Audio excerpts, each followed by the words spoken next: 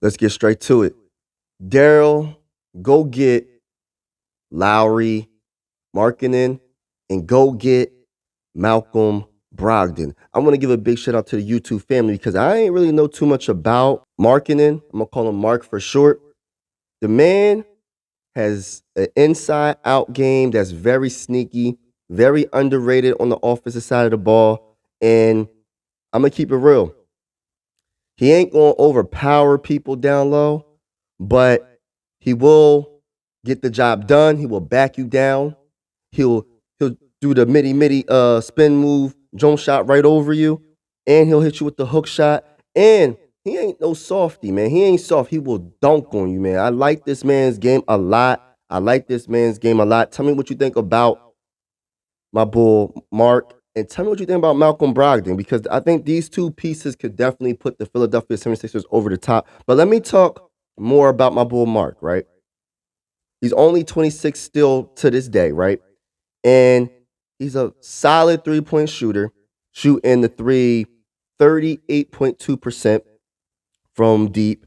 And I'm looking at it like this. Imagine Malcolm Brogdon throwing alley hoops to Mark. Imagine Tyrese Maxey throwing alley hoops to Mark. I'm going to be honest with you. I'm not sure how this trade will work, how the trades will work when it comes to the salary or the pieces we will have to give up. Hopefully, we won't have to give up too much. And maybe it's a blockbuster trade where we can get both of these pieces. But we do got draft capital, and we do have players we could possibly throw in there to help with the salary, like maybe unfortunately, maybe a Nicholas Batum. Because I like Nicholas Batum, but to get these two players on the team, bye-bye, Nicholas Batum. I like you a lot, brother. You're a great passer. You're a good defender. I like you. You're solid at the three. But, bruh, you get these two players, I think this could put us over the top. We don't got to give up too much to get these two players because, the Jazz, they're not that good. Their record is 13 and 18. They just beat the Spurs recently, and my bull put up a 30-piece nugget, my bull Mark. And what did he put up? 31 points, 12 rebounds, 2 assists. I like him a lot, man. He's 7 feet. For the year, he's averaging, let's see what he's averaging right now. For the year, he is averaging 24 points, 8 rebounds, 1.5 assists. Let me say this right now. The man can sometimes get you a 30-piece nugget like he just did against the Spurs. The man is a solid rebounder. He just had 12 rebounds against the Spurs. And that's one of the biggest kryptonites for the Philadelphia 76ers is rebounding the ball. Specifically on the defensive side of the ball. I like the offensive rebounds, but the defensive rebounds, there's no point in playing all this great defense for the 24-second shot clock, and then you give up offensive rebound, and they get an additional few seconds, and then they score again. Like, we got to stop that. So I think him and Joel Embiid down low, I'm talking about Mark, and Joel Embiid down low, I think, man, that'd be a nice 1-2 punch. Have him at the power forward, have Joel Embiid at the center, of course. Have Kelly Oubre Jr., depending on how the trade goes to get these two players, have him at the 3, have Malcolm Brogdon at the 2, and have Tyrese Maxey at the 1. Tell me in the comments below what you think about that starting lineup. I think that's a championship starting lineup. I think that can get the job done. The only thing that really matters besides that, because we got the coaching, you know what I mean? Only thing that matters besides that is health. Because none of this matters if the big man is not healthy. Meaning, if Joel Embiid is not 100% or close to it going into the playoffs and going through the playoffs, this doesn't even matter. But I know the potential of Joel Embiid. I'm not sleeping on Joel Embiid. Once he's healthy, I know for a fact he's going to dominate the playoffs. I cannot wait to experience it.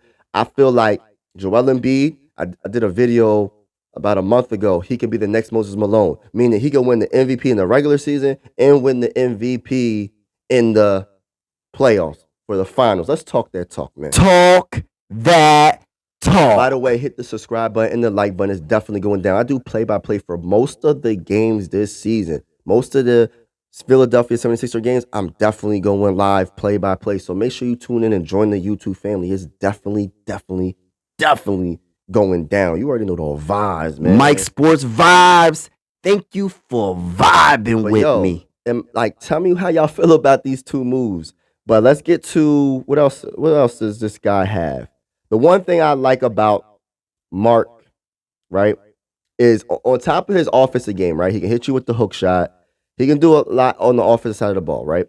But one thing I do like about him is he doesn't back down from nobody on the defensive side of the ball. He's not like the top, one of the best defenders in the whole NBA, but he is a solid defender, and I like that, man. He's 7 feet, man. 2 7-footers down low, playing solid defense, man. They're going to have to adapt to what we put on the field every game. Can't nobody outsize us like last year. Can't nobody just double team, triple team Joel Embiid all the time when Mark is in the game.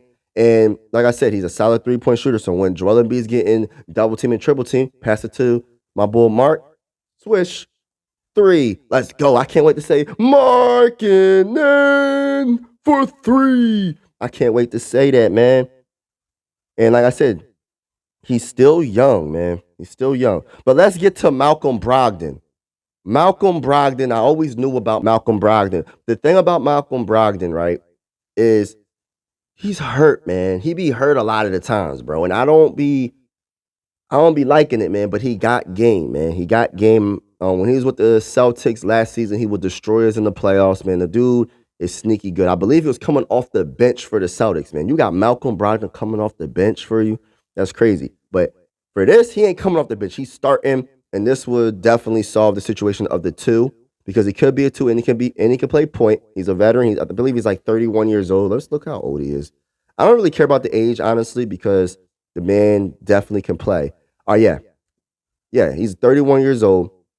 This season with the Blazers, he's averaging 15 points, 3 rebounds, and 5 assists. But the thing about Malcolm Brogdon is he got oh my goodness, his floater is special, man. His floater is special. He can mess around and get you 30-piece once in a while, 30-piece nugget once in a while. He can mess around and get you 10+ assists once in a while. But he's really consistent for the most part, and I think he's gonna come through in the playoffs if somebody is off and Tyrese Maxey's not having the best game facilitating the basketball, you can give the ball to Malcolm Brogdon, and I have full trust in him. You know what I mean? He's a great passer. He's underrated when it comes to passing, and like I said, his offense, he can shoot the 3. What is his 3-point percentage? I'm not sure what his 3-point percentage. I'm about to look that up right now. I'm gonna look it up right now. For his career, his 3-point percentage is 38.8%. You know what I mean? But with the Blazers, he's 38%. So he's a solid 3-point shooter.